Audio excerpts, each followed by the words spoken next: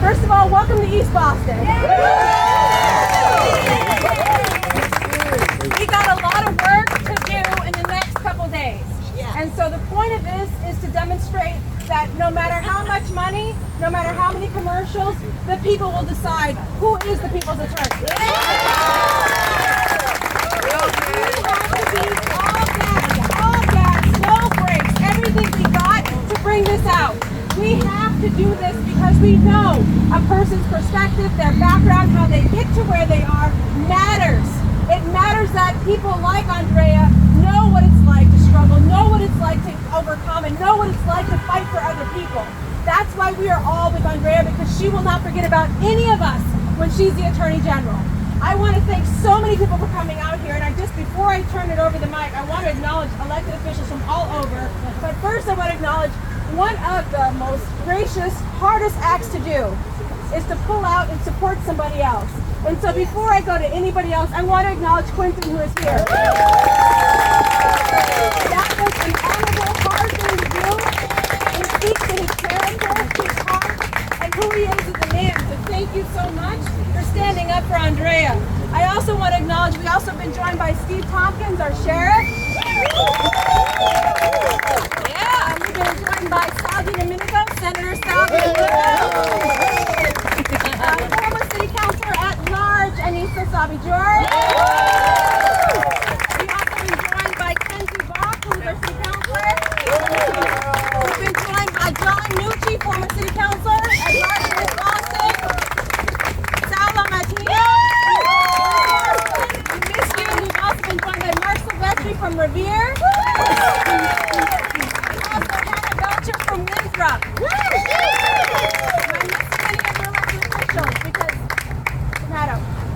Sheriff, how are you? Nice to see you. You doing all right?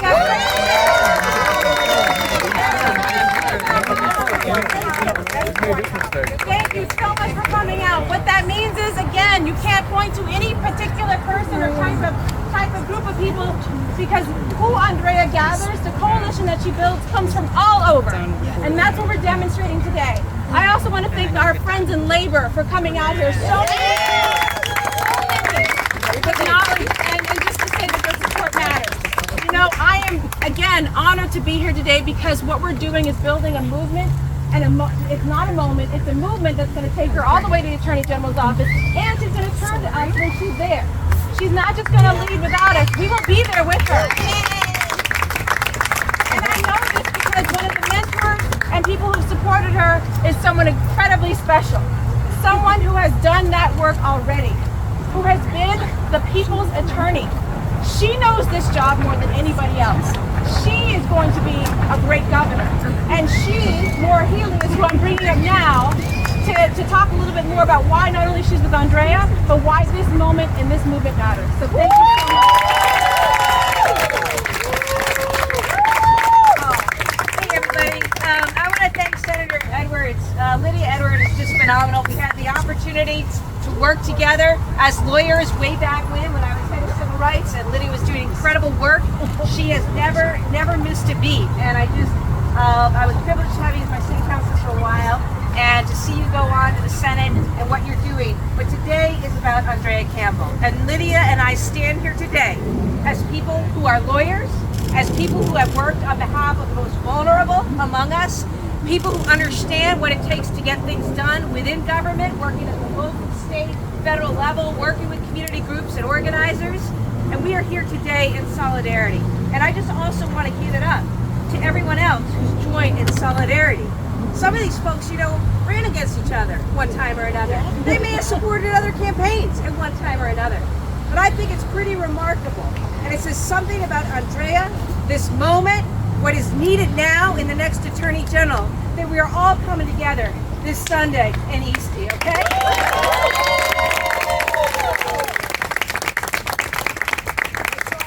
thank Quentin, I thank Anissa, I thank everybody who's here. Look, I am here because this matters. Because this matters. It matters to this state. It matters to this country. I say that because I have had the privilege of being in the Attorney General's office the last 15 years. I walked away from private practice for a reason, You know, Quentin and I both did. 15 years I served. 8 years I've had the privilege of being your Attorney General. I understand what it means to be the people's lawyer. I understand the fights that office is waging now. I also know the fights that it needs to wage as we move forward. And I know, based on her legal experience, her political experience, her policy experience, and her heart and compassion, and her ability to bring people together and get things done, that there is no other person, this is not a close call, guys, and who needs to lead this office going forward.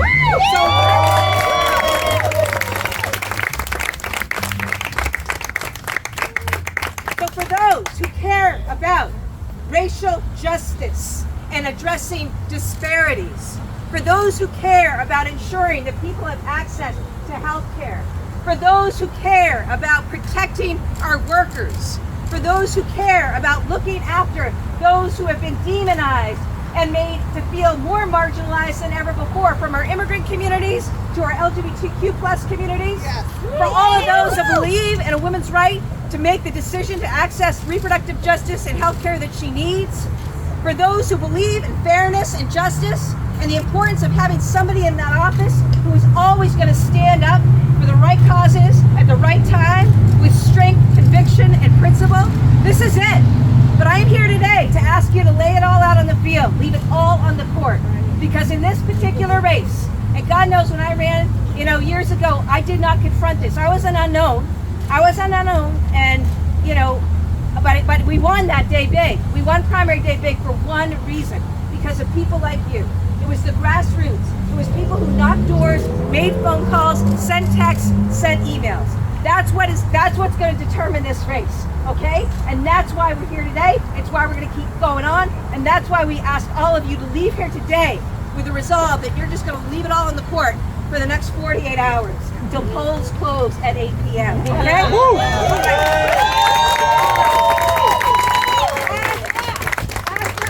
we're going to do in this race, okay?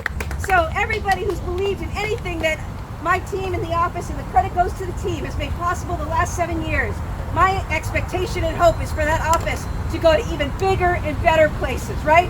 That's what you want. And I know the person to do that is Andrea Campbell.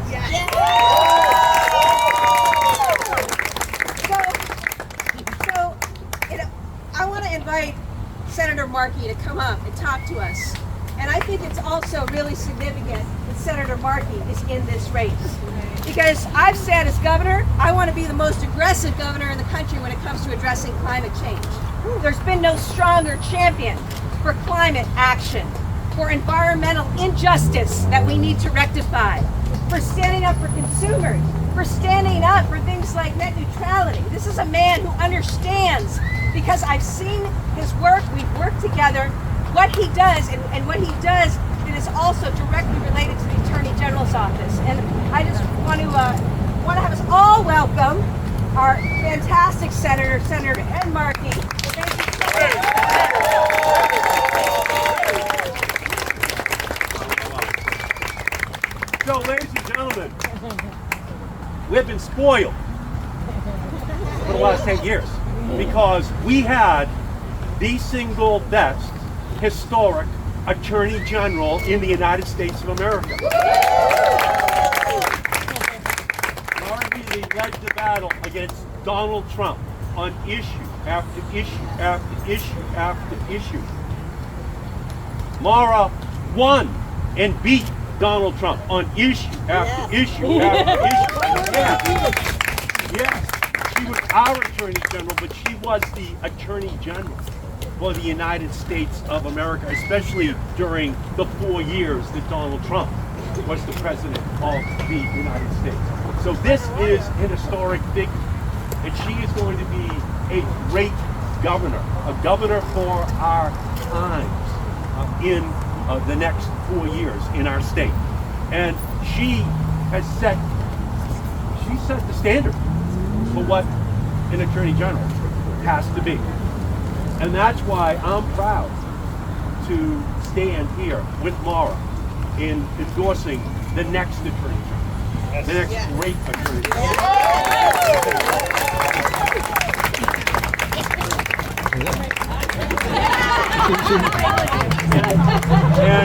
and it's great to be here. Thank you for everything that you have said. Thank you, Lydia. Great job, Sal, Anissa, to everyone who has joined us here today. Kenzie, Lydia has already gone down the litany of saints. But we thank Sheriff Tompkins.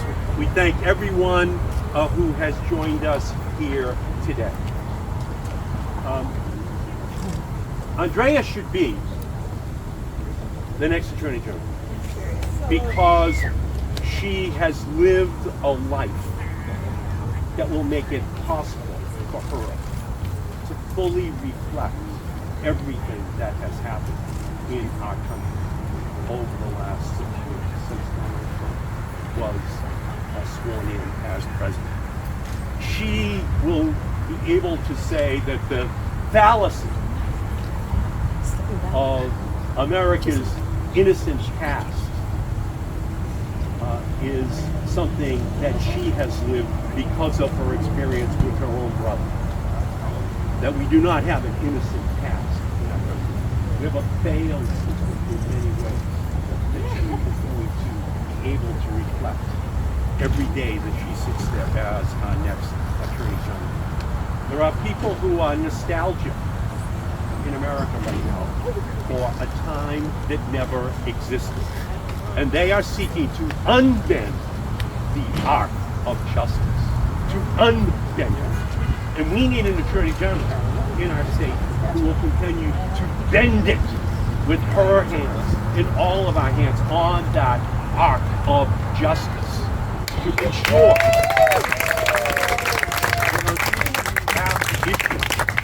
that we in Massachusetts are saying as loudly as we can that we're only 2% of America's population, but we are not an ordinary state.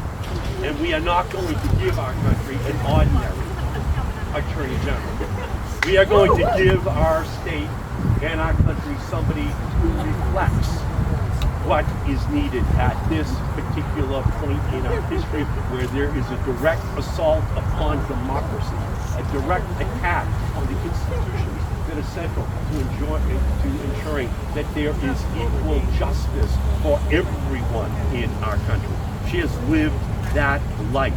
She knows what needs to take place. On criminal justice, Andrea will be our voice. On climate justice, Andrea will be our voice. On equal access to healthcare justice, Andrea will be our voice. On economic justice, Andrea will be our voice. On racial justice, Andrea will be our voice. She is the voice that our state must have heard across the Commonwealth and across our nation. This is a movement that is going to create a moment on Tuesday night at 8 p.m. that is going to say to the rest of our country that Massachusetts is going to lead with the next great Attorney General from the state of Massachusetts. I give you Andrea Campbell.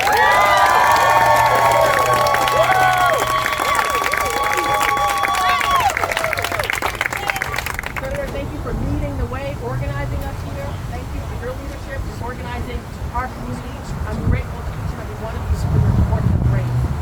Maura Healey, who will be our next governor.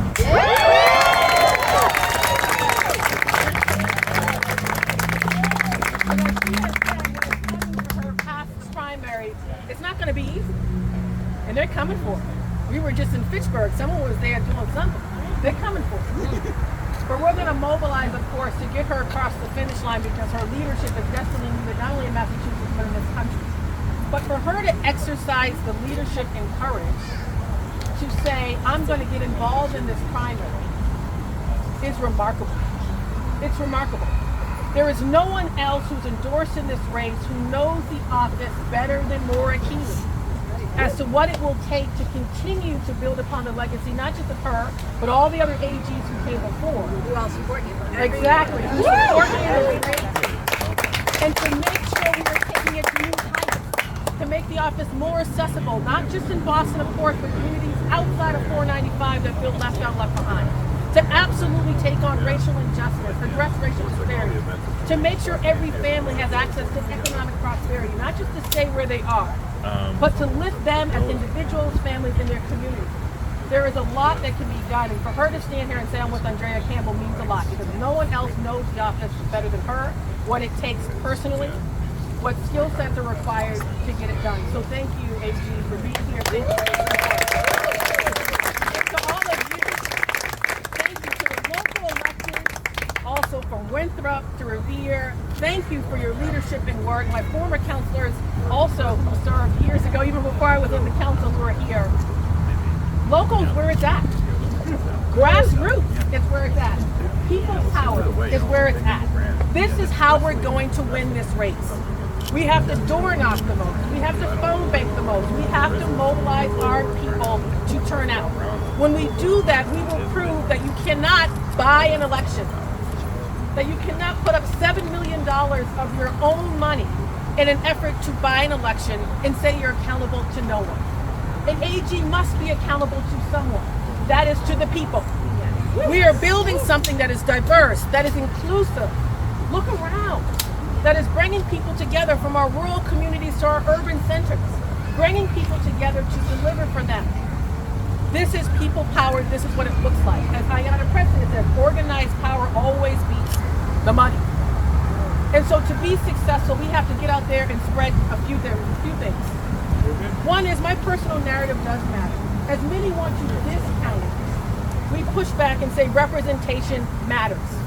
All of my biological parents are deceased. All of my biological grandparents are deceased. And I was just reflecting on my twin brother last night and reminding myself why I do this work. It's been 10 years since he passed away while in the custody of the Department of Corrections. These struggles, these challenges, these losses, these concerns connects to every single resident in Massachusetts, regardless of your demographic. I have felt the very struggle that residents of Massachusetts